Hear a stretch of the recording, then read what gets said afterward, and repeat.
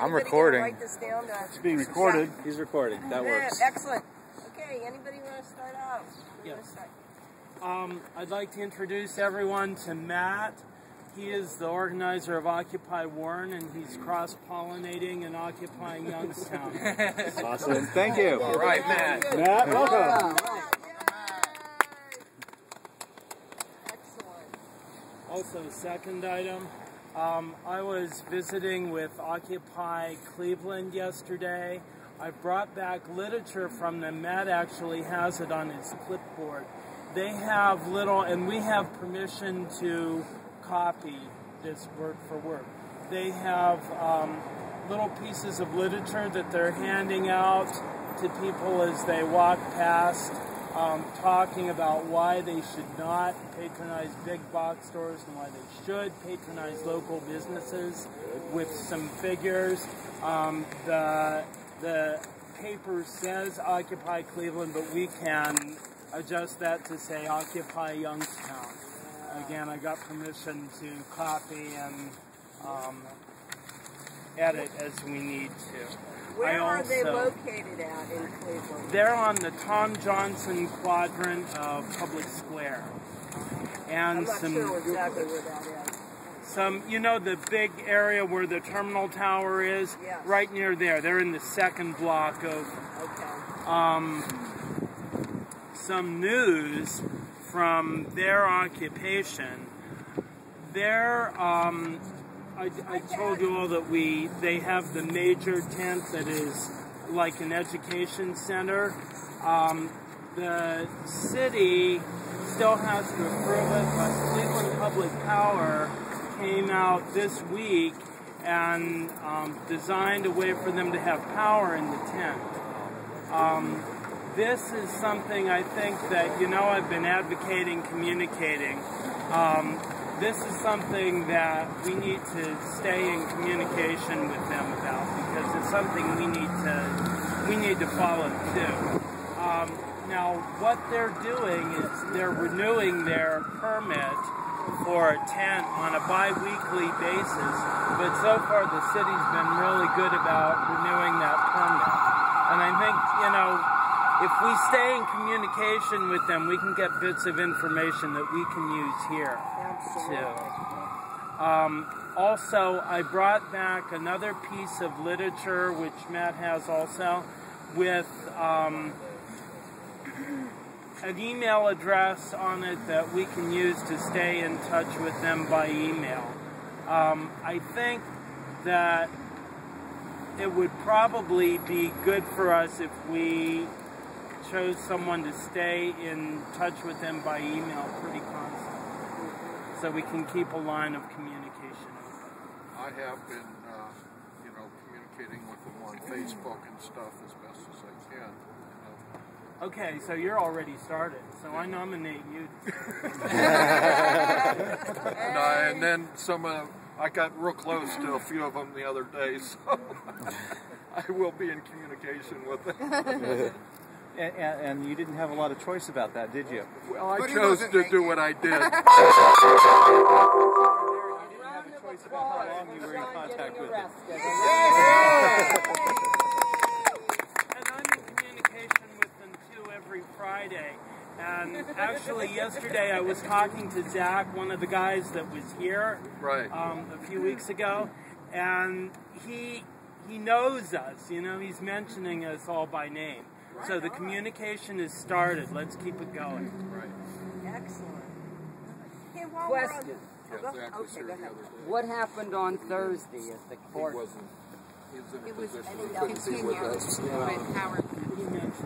Tell us. Our attorney returned from her Thanksgiving holiday with her family, and every single one of them had come down with the flu. So she requested on Monday morning a continuance, which the court did grant, and the case has been moved to next Friday, and I don't remember whether it's either 11 a.m. or 1 p.m., but it's one of those two times. There was a small article on it in the Vindicator on the website 2 days ago, and it had the specific time, but I just don't remember which one it was.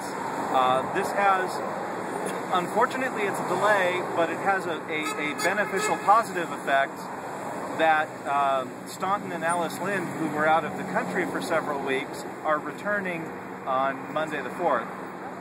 And they will be able to have another meeting of the legal team to coordinate before we actually go to court. So there is a big positive for us out of this.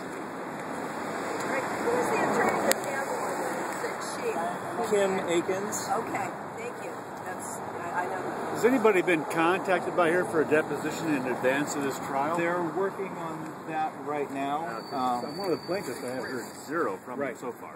She wanted to meet with Staunton and Alice again because there's been some further information, both in things that have happened in other cities that have gone to court, as well as some additional information that's come to light for us locally. Christmas parade is this afternoon, and there's no reason that we shouldn't be there. If we can't get in the parade, we could be on the sidelines with our signs. Where's it starting and where's it ending? It's going to start apparently somewhere down on East Federal, and I don't know where it's ending. No, But it's coming through the square, so I think it's easiest for us to just stay here and let it come to us. That's great. What time does it start? 3 o'clock. I had brought some stuff that we typed up in the card. I only actually have 4 copies of it left, handing them out. But if a couple people want to look at these, look at these. Great.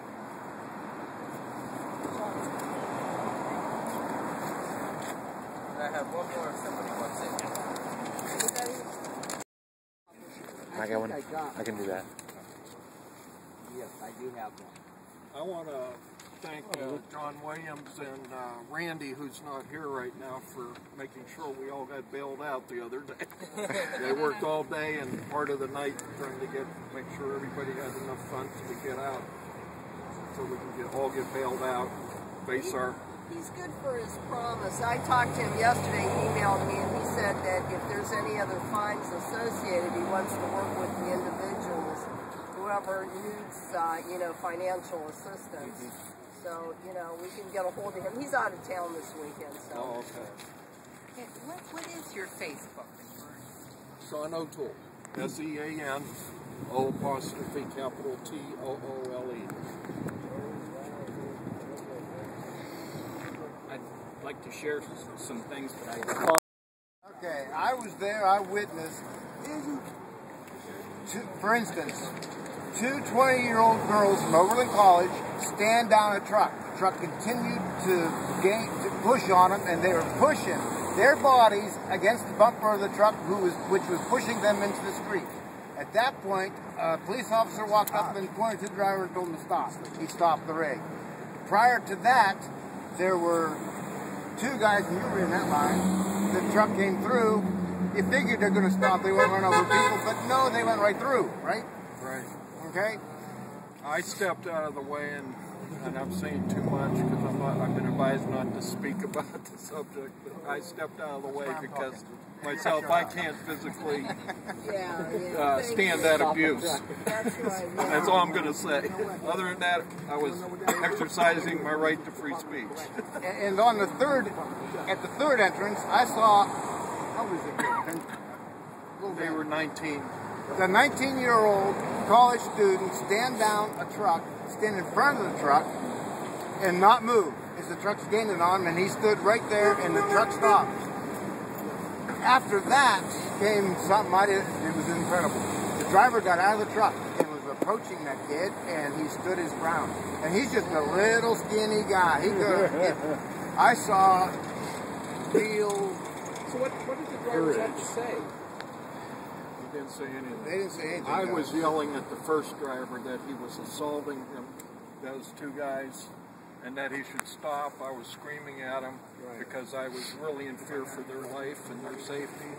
But truck driver just kept on. Do they even realize what they're doing? They don't give a shit. No, they don't. We don't know if the drivers really understand everything they're doing. No, I don't. We don't know. I wanted. They knew there were pedestrians in their way. One of the things I wanted to know is I wanted to know the bottom line. if they were being monitored for being around radioactive material, and also what their hazardous material procedures are in case there's an accident. And that's what the reason I was wanting them to stop for, because I wanted to ask those questions. They weren't having any part of that. And these were the guys that were driving the trucks that carried the fluid, right? Right. I think there's a quote that quoted one of those drivers, or the company manager is saying it's the driver's option whether he's going to run over them or not. I guess not company option. Man, somebody didn't get that. I have another question. Can I have the name that was on the side of the trucks again? I'll get that for you. They were from Punxsutawney, Pennsylvania. Okay, so that was the question I wanted to clarify. Were the trucks owned by That's where the movie Groundhog Day was filmed. I think there was some of each. One of the drivers' names. We walked a lot of trucks. Yeah, okay. These guys really kicked some butt.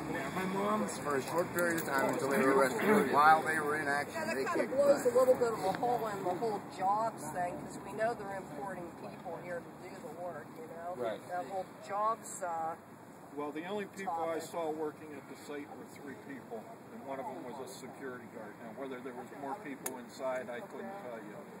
And plus the truck drivers that were coming from Pennsylvania. Well, the jobs issue is actually the least of, that's just what the media uses to help out with all the digging and all that. There's so much more stuff that it's horrible. It's actually horrible what they're doing. It's the only legitimate talking makes it point look they so have. good. Well, and it's an awful good one. And that's an awful good talking point, those jobs. If we want to ban fracking, we have to take another stand here and be proactive in promoting the city of Youngstown and promoting V&M Star Steel, which is, what, state-of-the-art pipe plant? They don't have to make that kind of pipe. We can help promote it. Promote other means for what we have around here. And if you take one stand, we got to take the other side to gain confidence in the whole community. We've also got to stay on. We've got to stay on our senators and congressmen. Sherrod Brown, who I really like and who has stood up for the worker in other instances, he put out a thing yesterday on Facebook and in the email. 500 jobs for the valley. And it's like, yeah, and then I had to write it back and at what cost? At what cost are those 500 jobs? To my children and to my grandchildren, what's the cost going to be for those 500 jobs? Every one of these representatives, Tim Ryan has come out and said positive things about it. They've got to be reached. We've got to reach them and talk to them. On that issue and a number of other issues is why I took a week off from the movement here and did some soul searching and decided that I'm going to run for county commissioner for Mahoning County as a Green Party candidate.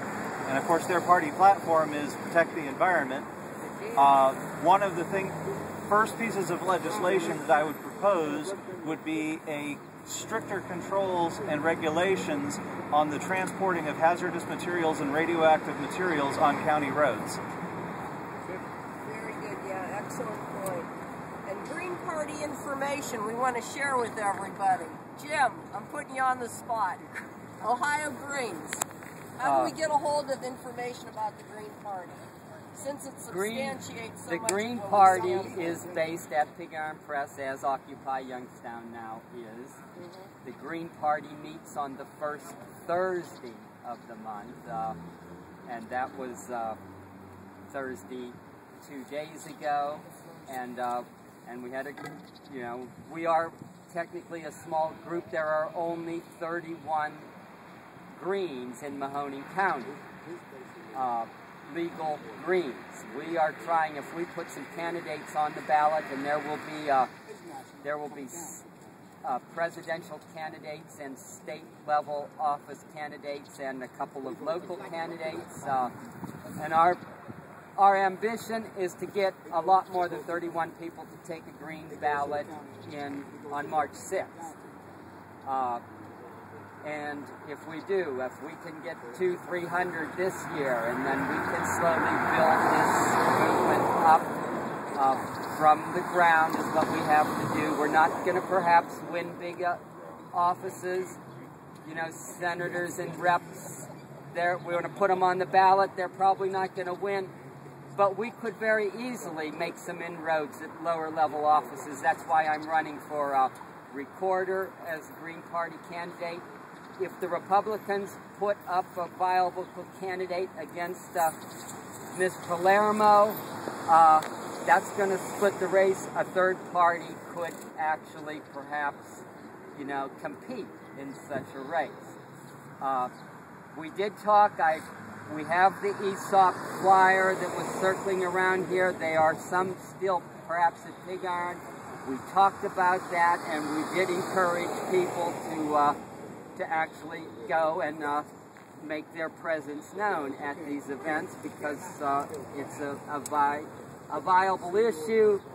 Yes, we're not all of us, you know, we don't know ESOP. My own private ESOP story is not really dramatic. It's simply that ESOP cannot help me or talk to me because my problem is commercial. I'm a businessman, and they will not help business people, which maybe puts them in the 99%. I don't know. So we know that's a good point. They will not help a business owner. What was your post about you can't have been registered, you can't have been was that just to help you personally, or is that for Green Party? I didn't understand that. Okay. To sign our petition, you have to be a Green, an independent, having taken only an issues-only ballot last time you voted in a primary, or not have voted in a primary for 2 or more years. The reasoning behind That's the only way you could sign is this that petition. the parties who wrote the election laws in Ohio are the 2 corporate parties, the red and the blue. And they wrote the laws to make it as difficult as possible for a third party or an independent candidate to actually get on the ballot. And there's a lot of movement in the Ohio House and Senate right now to try to make those conditions even more difficult and stringent in the future. That's the primary. If you didn't vote in the primary, if you just voted in the general, then you're fine. If somebody just You live in Mahoning County, and if you don't register Democrat, then there's a lot of times the primary is the election. If you haven't voted in a primary for 2, you know, plus years. We sat out last primary because we went and did Green the year before that, and then we sat out because there was no Green candidate. So it's like I couldn't help you because I've been. If you voted in the last primary, if you took the Democratic ballot, then you can't sign the petitions for Greens. But the whole point of us running is so that it isn't a case where the entire election is determined by the primary. Right. That doesn't serve the people. I mean, since that's historically what it's been, you register Democrat just so you have some voice. And they love that. Because they can win seats with spending very little money.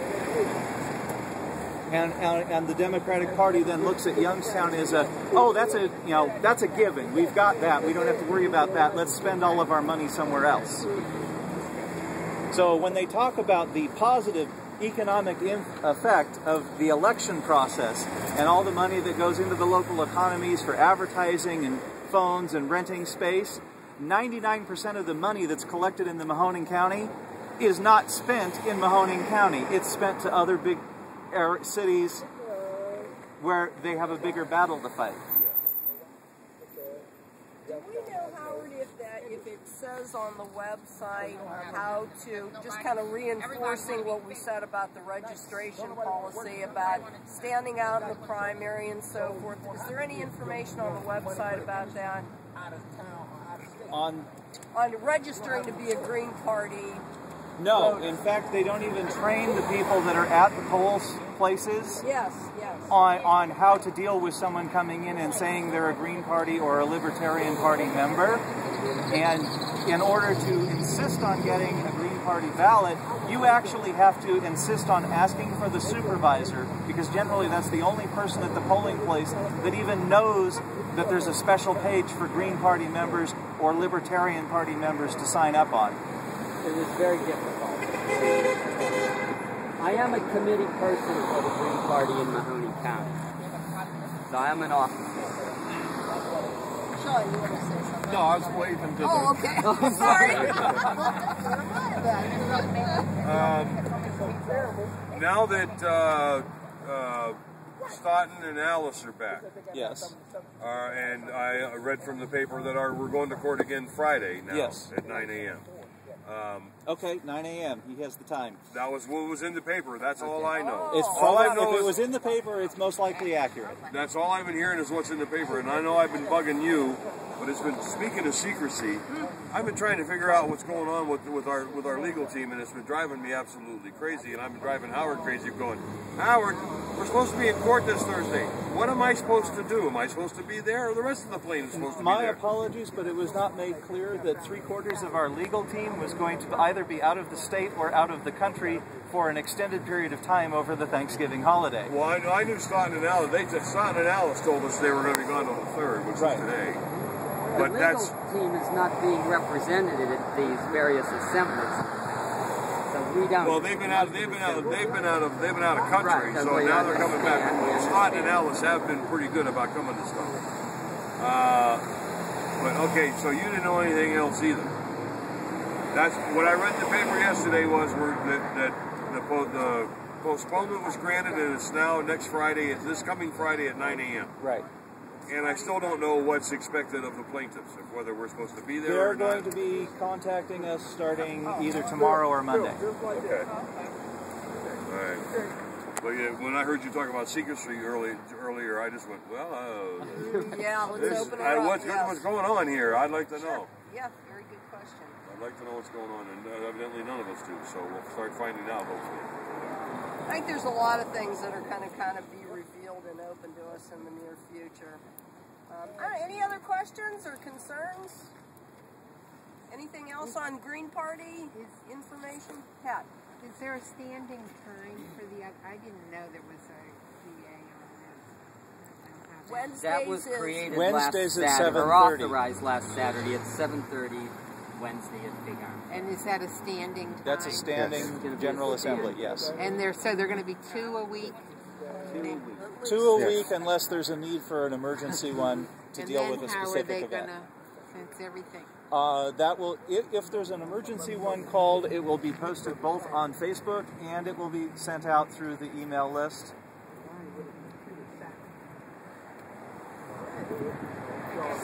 Now, one last thing about communication with the Cleveland group.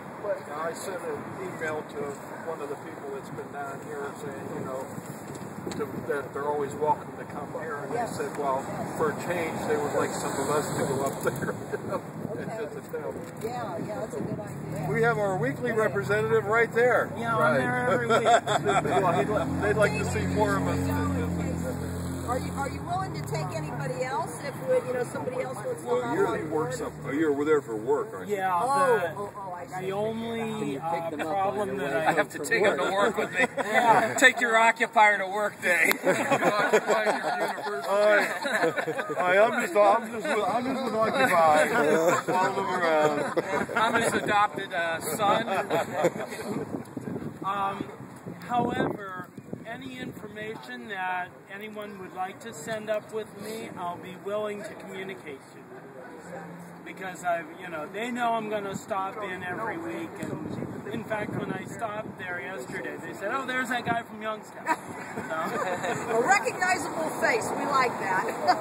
On the subject of other Occupy movements, since we have a representative from Warren and our ambassador to Cleveland, I would like to have Pat take a moment to inform us of her recent visit to Zuccotti Park. We were there for Thanksgiving and we spent time on both Friday and Saturday.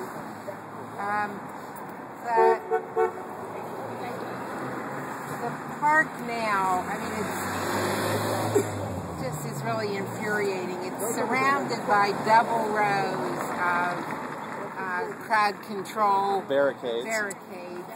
And there are 2 little entrances where you can get in, and there are 3 safety forces at each of those entrances. So it's incredibly intimidating. On Friday, there were either 20 or 22 police cars lined up on the side. So the amount of intimidation, the amount of money that's being spent on overtime, which is part of the argument that they're using, you know, is just incredible, because it must have, I mean, just those cars alone were incredible seeing them. Did you see? I'm a little claustrophobic, and once I was in there and I had my granddaughter with me, and I realized I mean, there were some people who were troublemakers inside, a few. I realized that I wouldn't be able to get out with my granddaughter if, you know, something happened that was unsafe. So it was, in that way, it was really scary for me. But I stood at the main street inside the barricade and just said hello to people who came by. And there were about a third of them pretended they didn't hear. About a third of them would say hello back, and about a third clearly had come because they wanted to see if it was real, if it was there, and whatever. So I would invite people to come in, and I'd meet them at the gate and have them come in. There were lawyers there from Birmingham, walking by, Birmingham, Alabama, New Orleans. There were college kids from Boston. There were people, I mean, granted it was a holiday, but people had come to New York City for the holiday and made a trip there. There were people in there who have quit their jobs so that they can travel around.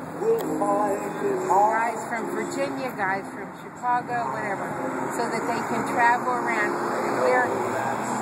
People are so hopeful that this movement is going to change the way our country's doing business. It was so inspiring to me to understand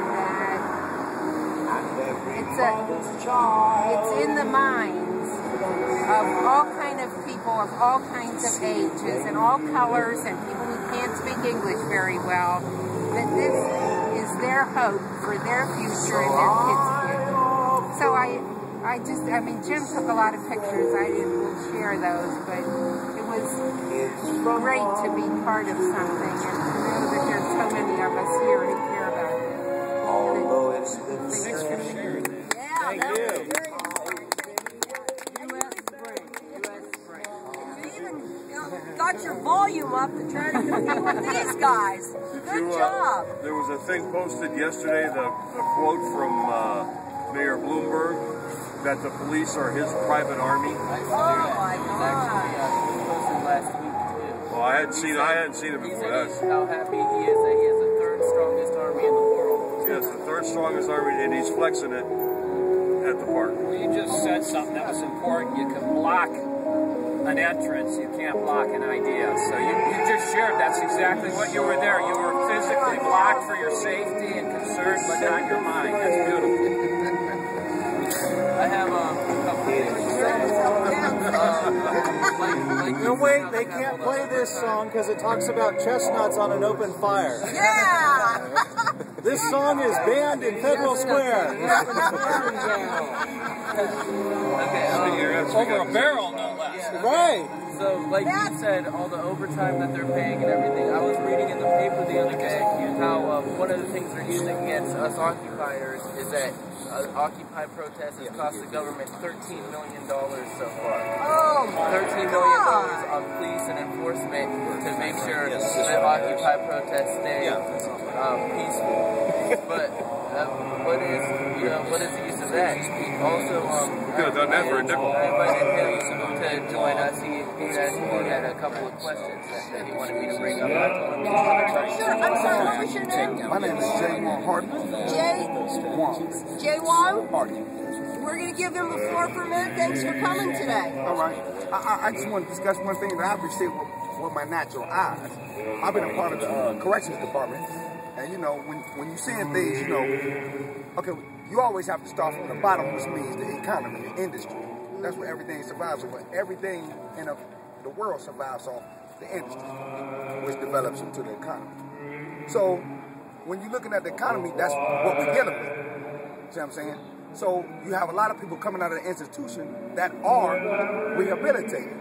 They're not no longer known as penitentiaries or things like that. They're known as rehabilitations. So, you know, you have to work in the penitentiary, and they give people skills, and they come out and they're ready for jobs. But if I'm rehabilitated, when I put in the application, and I'm rehabilitated, and I have the skills and the the said criteria to fit the job. Yes. I mean, if you're trying to build up the economy, how can you turn people down? Oh, but they do, don't they? They do. Yes, yes, we hear that. Listen, yeah. you have people. Listen to this. I mean, just if you can, kind of shift yourself. You've been in prison for 15 years and you've been working one thing. You know plumbing for 15 years. Faithfully. So when you get out, okay, you turn your life, that's 15 years.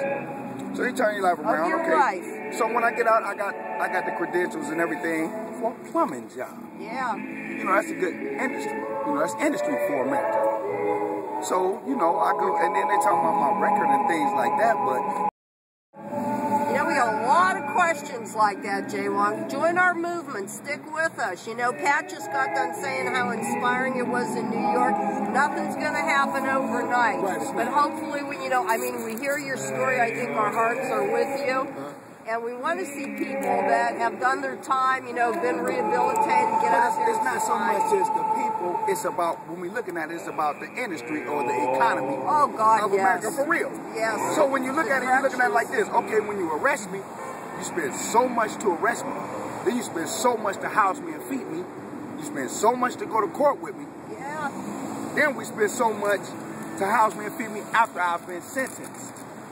Okay, now, if we look at the ratio that's going to prison, doesn't that outweigh the people that's trying to get a job that's getting out? Sure. Okay, that means the industry is spending, across America, you're spending more money housing, because you don't have to pay gas, lights, clothes, you don't have to pay for nothing. That's right. It's government funded. Okay, so if I have to repay my debt to society, could you please let me? Could you please let me? Wow, what a beautiful, Good right question. there. Yeah. And it would help, and wouldn't it help America? Absolutely. People that's been working for 25 or 15 years, that's loyal to a job, one day, and that's all they know. You know, they want a chance, because if you look at it like this is what they say. Well, if I had a job to start off with, I wouldn't have been doing that. So now that I got a chance to start off with that job and credentials, why would you deny me? Yeah. You know, I heard some figures one time. I think it costs $35,000 a year for one person. Listen. Listen, and in the feds, it's even more. Yeah. So now it has become to the system where, okay, you get money from the government. Every city, ordinance, or county gets money from the government. You know, they're merging now. Yeah. The federals with the county and the city. So because you don't have enough money to house prisoners, you don't have enough money to house prisoners, and I've seen them let go of people that really wasn't supposed to get let go of because you didn't have enough money to house. How many times did they shut the city down? Yeah. You want to know why? Because they didn't have enough money. So instead of just locking people up, asking for money from the government, we're talking about economy and industry, let them work. And you will build up your industry. That's not a good idea. It's a great idea. It's a great idea. I mean, you got certain, it's different. Okay, you got a person out here that's went to college and everything. They've never been to prison, but they got so many options in life to explore. They might not be so dedicated. But then you have a person that's in prison that's made to work for 20 years. They're dedicated $18 a month. Doing a job that's $20 a month on the streets, they're dedicated to this job, and this is what they're looking to come to on the streets. I'm not the same person I was 15 years ago. Are you the same person you was 15 years ago, 20 years ago? So would you expect somebody to treat you the same? You know what? Stick with our organization. We're so glad that you came by today. Thank you for sharing our story. Let's give them a round of applause. Thank you so much. But hang with us. You know, don't give up. Don't give up. And make sure you come to every Saturday. We have a general assembly. Right here? Right here.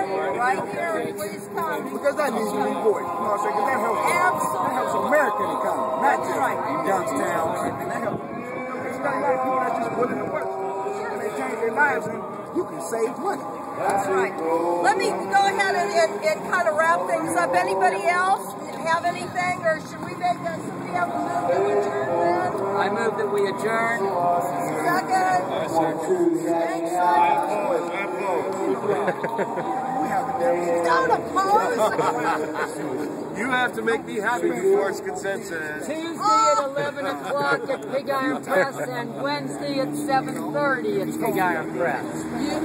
Thank you. So